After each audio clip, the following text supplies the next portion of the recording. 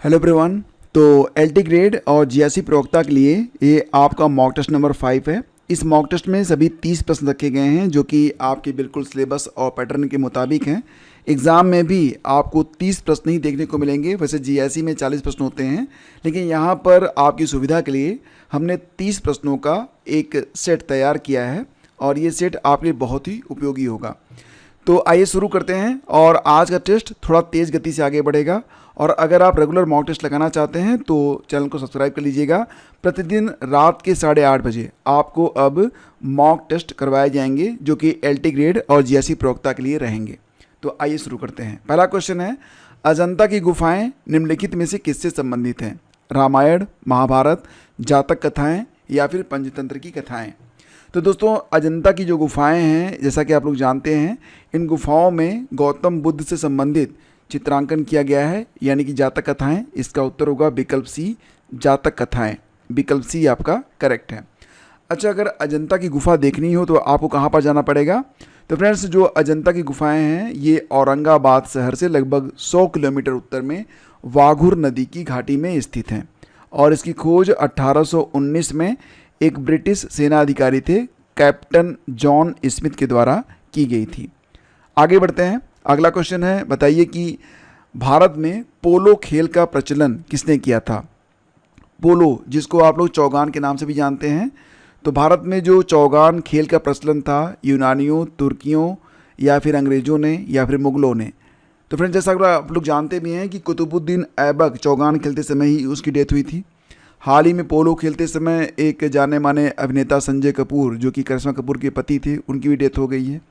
तो पोलो खेल यानी कि चौगान, ये भारत में कौन लाया था? तुर्की लाए थे, यानी कि जो तुर्क थे उनके द्वारा यह खेल भारत में लाया गया था। विकल्प बी आपका बिल्कुल करेक्ट है। आगे बढ़ते हैं।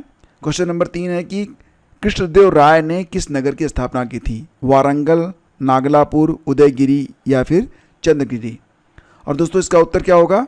जी हाँ फ्रेंड्स, विकल्प बी आपका सही है, नागलापुर। नागला जो थी ये कृष्णदेव राय जी की माँ थी और उन्होंने अपनी माता नागला देवी के नाम पर नागलापुरम की स्थापना की थी। वर्तमान समय में ये जो स्थान है आपको आंध्र प्रदेश में देखने को मिलेगा। अगला क्वेश्चन बताइए, भक्ति आंदोलन का प्रारंभ किसके द्वारा किया गया था? अलवार संतों के द्वारा, सूफी संतों के द्वारा, सूरदास के द्वारा या फिर तुलसीदास के द्वारा? तो भक्ति आंदोलन का प्रारंभ किया गया था अलवार संतों के द्वारा। विकल्प ए आपका यहाँ पर करेक्ट है। आगे बढ़ते हैं। नालंदा बिहार का ध्वंस किसने किया था? बख्तियार खिलजी, कुतुबुद्दीन ऐबक, मोहम्मद बिन तुगलक, अलाउद्दीन खिलजी? नालंदा बिहार का ध्वंस किया गया था, जी हाँ दोस्तों, बिल्कुल ऑप्शन ए करेक्ट है, बख्तियार खिलजी के द्वारा। विकल्प ए आपका करेक्ट है। तो बख्तियार खिलजी ने नालंदा पर 1193 में हमला किया था, जिसमें उसने न केवल विश्वविद्यालय को नष्ट कर दिया बल्कि कई बौद्ध भिक्षुओं की हत्या भी की थी। पुस्तकालय में जब उसने आग लगाई थी तो 6 महीने तक पुस्तकालय जलता रहा था। लगभग 1 करोड़ किताबें उसने उसमें जला के राख कर दी थी, जिसमें बहुत सारी ऐसी किताबें थी मूल रूप में वहाँ पर उपस्थित थी। सारी किताबें जो है जल के खाक हो गई। यानी कि बख्तियार खिलजी का यह अपराध अक्षम्य है इतिहास और भारतीयों की दृष्टि में। नेक्स्ट क्वेश्चन होगा आपका, किसने राष्ट्रकूट वंश की नींव रखी थी? अमोघवर्ष प्रथम, दंतिदुर्ग, ध्रुव या फिर कृष्ण प्रथम? देखो फ्रेंड्स, आप उत्तर नीचे कमेंट बॉक्स में लिखते रहिए और अगर आपको उत्तर आ रहा है तो बिल्कुल आप लोग कमेंट करते रहिए, ठीक है। इससे क्या होगा कि आपको भी चीज़ें याद रहेंगी। तो राष्ट्रकूट वंश की नींव रखी गई है दंतिदुर्ग के द्वारा, यानी कि इस क्वेश्चन का विकल्प बी आपका करेक्ट है। अगला क्वेश्चन बताइए कि बाबर ने अपने बाबरनामा में किस हिंदू राज्य का उल्लेख किया है? ओडिशा, गुजरात, मेवाड़ या फिर कश्मीर? इसका उत्तर कमेंट करिए। सही जवाब इसका विकल्प सी है। जी हाँ, विकल्प सी आपका बिल्कुल करेक्ट है। बाबरनामा में बाबर ने मेवाड़ राज्य का उल्लेख किया है जो कि एक हिंदू राज्य था। अगला क्वेश्चन देखते हैं, सती प्रथा का प्रथम अभिलेख का जो साक्ष्य है वो कहाँ से प्राप्त होता है? यानी कि जो अभिलेखी साक्ष्य है, लिखा हुआ साक्ष्य है, ये कहाँ से प्राप्त होता है? एरण अभिलेख से, जूनागढ़ से, मंदसौर से या फिर सांची से? तो सती प्रथा का प्रथम अभिलेख साक्ष्य कहाँ से प्राप्त होता है दोस्तों? ये एरण से प्राप्त होता है, यानी कि विकल्प ए आपका करेक्ट है। अगला क्वेश्चन, हिंदी प्रदीप पत्रिका कब प्रकाशित की गई थी? 1859, 1877, 1930 या फिर 1840 में? हिंदी प्रदीप पत्रिका, यह 1877 में प्रकाशित की गई थी। विकल्प बी आपका करेक्ट है। और ये जो पत्रिका थी ये वाराणसी से प्रकाशित होती थी और यह हिंदी भाषा में प्रकाशित होती थी। नाम में ही जो है हिंदी जुड़ा हुआ है, नाम ही था हिंदी प्रदीप पत्रिका। और इसके प्रकाशक कौन थे? बालकृष्ण भट्ट थे। क्या नाम था? बालकृष्ण भट्ट। आपका अगला क्वेश्चन है, बंग दर्शन पत्रिका कब प्रकाशित की गई? बंग दर्शन पत्रिका जो है 1859, 1873, 1930 या फिर 1840। तो नाम से स्पष्ट है फ्रेंड्स कि यह बंग यानी कि बंगाली में लिखी गई पत्रिका थी, बंग दर्शन पत्रिका, और ये 1873 में जो है प्रकाशित हुई थी। और इसको प्रकाशित कौन करते थे? बंकिम चंद्र भट्ट। क्या नाम था? बंकिम चंद्र भट्ट। कोलकाता से यह प्रकाशित होती थी, पश्चिम बंगाल से, और इसकी भाषा क्या थी? ये बंगाली थी। आपका अगला क्वेश्चन है, भारत की कुल स्थलीय सीमा की लंबाई कितनी है? बताइए। 14,570 kilometre, 15,200 kilometre, 16,500 kilometre, 18,200 kilometre. Bharat की जो कुल स्थलीय सीमा है इसकी लंबाई कितनी है? तो दोस्तों इसका उत्तर बनेगा 15,200 किलोमीटर, यानी कि विकल्प बी आपका यहाँ पर करेक्ट है। देखो दोस्तों, अगर हम भारत को देखें तो भारत की जो उत्तर से दक्षिण लंबाई है, यानी कि मैं एक रफ मैप यहाँ पर बना देता हूँ, आप समझ लीजिएगा, ठीक है। तो उत्तर से दक्षिण ये जो लंबाई है ये कितनी है? ये है 3,214 किलोमीटर। जबकि पूर्व से पश्चिम अगर आप देखेंगे यहाँ से लेकर यहाँ तक, तो ये है आपकी कितनी? तो फ्रेंड्स ये हो जाएगी आपकी 2,933 किलोमीटर। और भारत की जो तट रेखा है, ये जो पूरी तट रेखा है, तो ये 7,516 किलोमीटर है। ये आंकड़े याद रखिएगा, बिल्कुल भूलना नहीं चाहिए आपको। विश्व में क्षेत्रफल की दृष्टि से भारत का स्थान क्या है? 5वां, 6वां, 7वां या फिर 8वां? कमेंट करिए। विश्व में क्षेत्रफल की दृष्टि से भारत का स्थान, जी हाँ दोस्तों, 7वां है। तो भारत से बड़े जो 6 देश हैं कौन कौन से हैं? आइए मैं आपके नाम बता देता हूँ। सबसे बड़ा देश दुनिया में रूस है, उसके बाद कनाडा है, फिर तीसरे स्थान पर अमेरिका है, अमेरिका के बाद आता है चीन, चीन चौथे स्थान पर है, 5वें स्थान पर ब्राज़ील है, 6ठे स्थान पर ऑस्ट्रेलिया है, 7वें स्थान पर भारत। ये 7 दुनिया के सबसे बड़े देश हैं, ठीक है। तो भारत जो है 7वें स्थान पर है। भारत से पहले रूस, कनाडा, अमेरिका, चीन, ब्राज़ील और ऑस्ट्रेलिया आते हैं। आपका अगला क्वेश्चन है, क्षेत्रफल की दृष्टि से भारत का सबसे बड़ा केंद्र शासित राज्य कौन सा है? सबसे बड़ा केंद्र शासित राज्य कौन सा है? वर्तमान समय की बात यहाँ पर हो रही है। भारत का सबसे बड़ा जो यूटी है, अंडमान निकोबार, लक्षद्वीप, लद्दाख या फिर जम्मू कश्मीर। तो फ्रेंड्स वर्तमान में तो जम्मू कश्मीर है, यानी कि विकल्प डी सही है। क्या आप बता सकते हैं कि जम्मू कश्मीर को केंद्र शासित प्रदेश की संज्ञा कब मिली? जी हाँ दोस्तों, 2019 में तारीख थी 31 अक्टूबर की। 31 अक्टूबर 2019 को जम्मू कश्मीर को केंद्र शासित प्रदेश बनाया गया। अगला क्वेश्चन है कि 82 डिग्री 30 मिनट पूर्वी देशांतर रेखा, जिसको भारत की मानक समय रेखा भी कहते हैं, कुल कितने राज्यों से होकर गुजरती है? 10, 8, 5 या फिर कितने राज्य? तो चलो यहाँ पर मैं 18 मान लेता हूँ। तो फ्रेंड्स ये जो भारत का मानक समय रेखा है, यानी कि 82 डिग्री 30 मिनट, इसको इस प्रकार से भी इंडिकेट करते हैं, ठीक है। तो ये 5 स्टेट से होकर गुजरती है। कौन कौन से स्टेट हैं ये? उत्तर प्रदेश, मध्य प्रदेश, छत्तीसगढ़, आंध्र प्रदेश और उड़ीसा। मैप देख लेते हैं।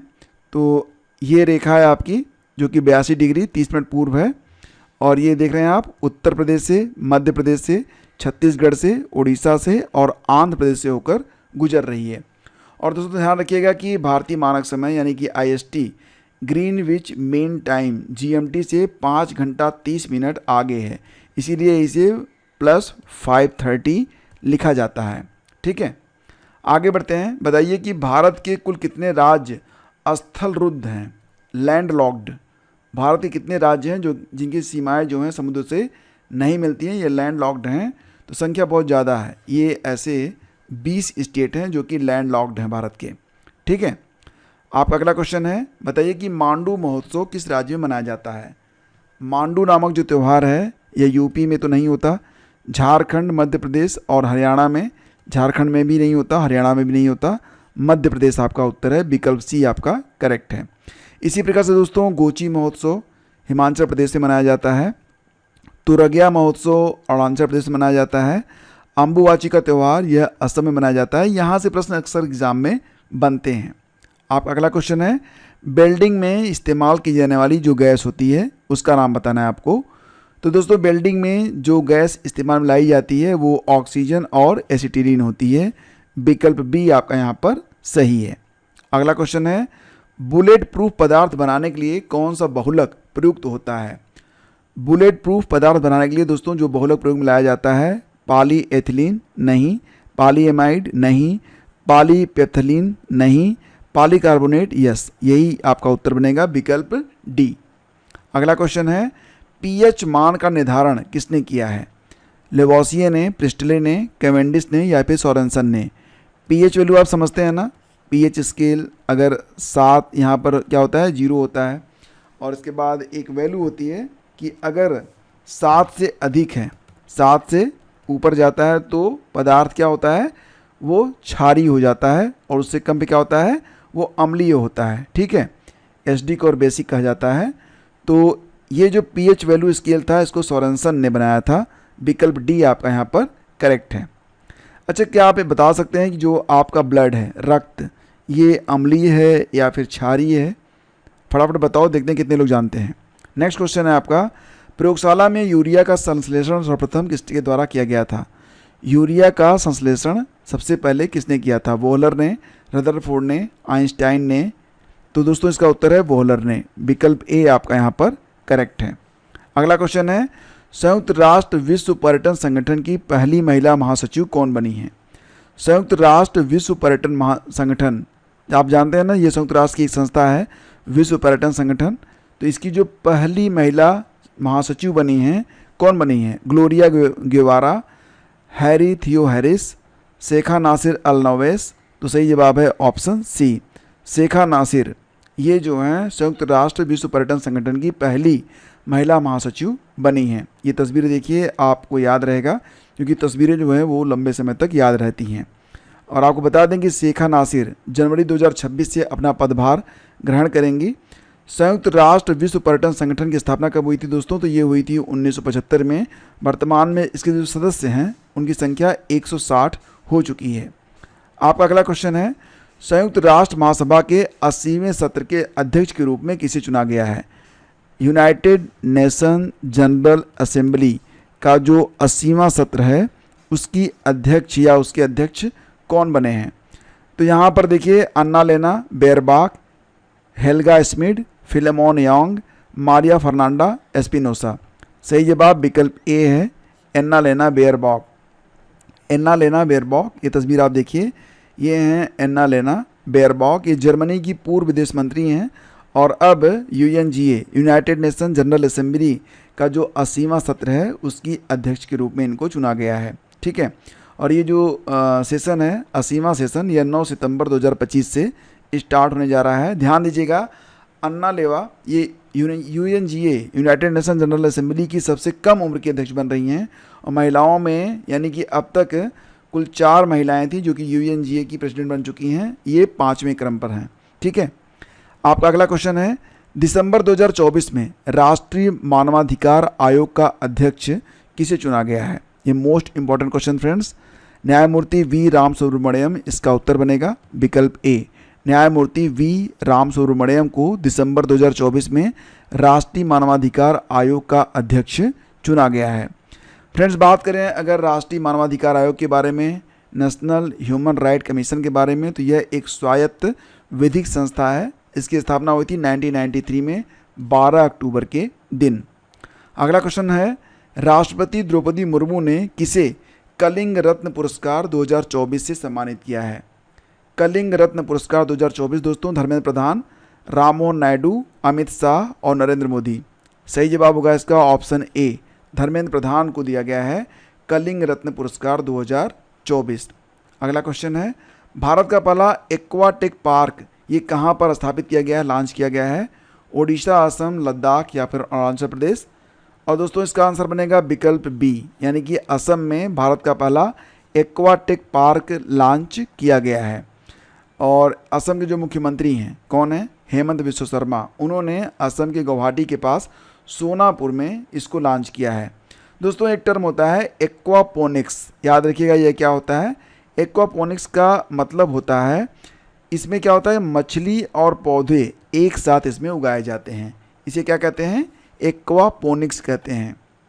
अगला क्वेश्चन है, हाल ही में भारत के दूसरे सबसे लंबे केबल स्टैंड पुल का उद्घाटन कहाँ पर किया गया।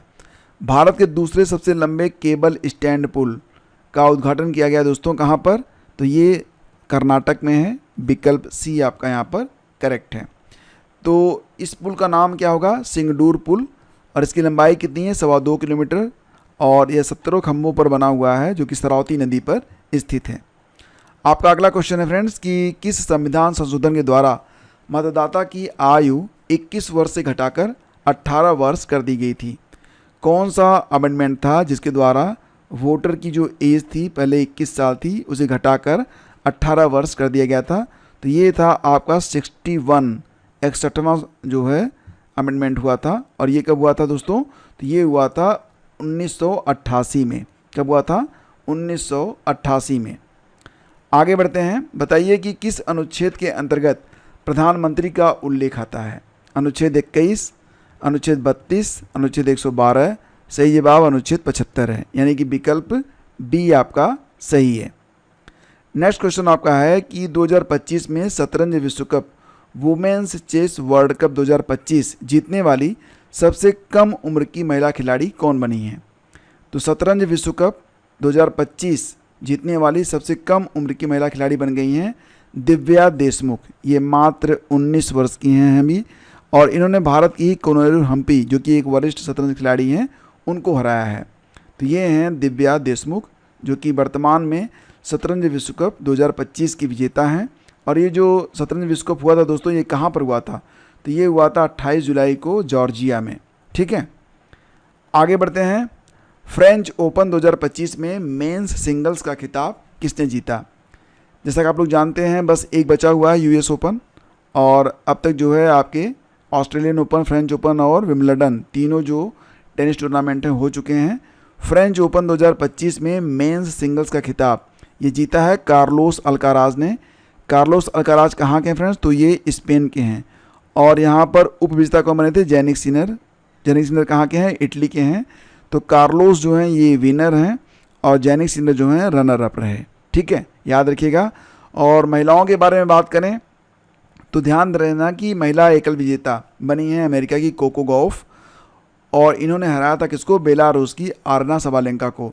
दोस्तों ये जो कार्लोस अल्काराज स्पेन और जेनिक सिनर इटली के बीच जो ये मैच हुआ था फाइनल वाला, ये कई मायनों में बहुत खास रहा था। वजह ये थी कि यह खेल बहुत लंबा चला था, 5 घंटे 29 मिनट के बाद फैसला हो पाया कि कार्लोस जो है इस प्रतियोगिता को जीत गए हैं। तो फ्रेंच ओपन के विजेता कौन बने हैं, कार्लोस अल्काराज। तो 30 प्रश्न आपके हो गए। कितने प्रश्न आपके सही हुए, मुझे उम्मीद है कि इस बार प्रश्नों की संख्या सही होने की आपकी ज़्यादा होगी, क्योंकि प्रश्न मैंने आसान रखे थे ताकि आसान प्रश्न एग्ज़ाम में गलत ना होने पाए और आपका जो कॉन्फिडेंस है वो भी थोड़ा सा आगे बढ़ता रहे। कारण ये है कि इसके पहले जो 4 टेस्ट आपके करवाए गए हैं उसमें प्रश्न थोड़े से टफ रखे गए थे, लेकिन इस बार प्रश्न जो है थोड़े से आसान लगे होंगे आपको। फिलहाल कितने प्रश्न सही हुए आपके, और अगर आपने यहाँ तक इस वीडियो को देखा है फ्रेंड्स तो आपके लिए एक प्रश्न है, इसका उत्तर भी आप ज़रूर दीजिएगा। डेफिनेटली ये जो आप उत्तर लिखेंगे इससे आप औरों से बेहतर रहेंगे। भारतीय संविधान की 8वीं अनुसूची में क्या सूचीबद्ध किया गया है। मान्यता प्राप्त भाषाएं, नागरिक अधिकार, राज्यों की सूची या फिर न्यायिक शक्तियाँ। तो इसमें से जो भी आपको उत्तर लग रहा है वो कमेंट में ज़रूर बताइएगा। हम मिलते हैं आपसे अगले वीडियो में। अगर आपको लेक्चर की PDF चाहिए तो आप डिस्क्रिप्शन चेक कर सकते हैं। इसके लिए एक पेड ग्रुप बनाया गया फ्रेंड्स, और उस पेड ग्रुप में जितनी भी GS की क्लासेस चल रही हैं और जो आपके वीकली टेस्ट हैं, साथ ही साथ आपके लिए जो यहाँ पर स्टडी मटेरियल प्रोवाइड करवाए जा रहे हैं, सारी PDF आपको प्रोवाइड कर दी जाती है। तो आप चेक कर लीजिएगा। शेष के लिए मिलते हैं आपसे अगले वीडियो में। Thank you.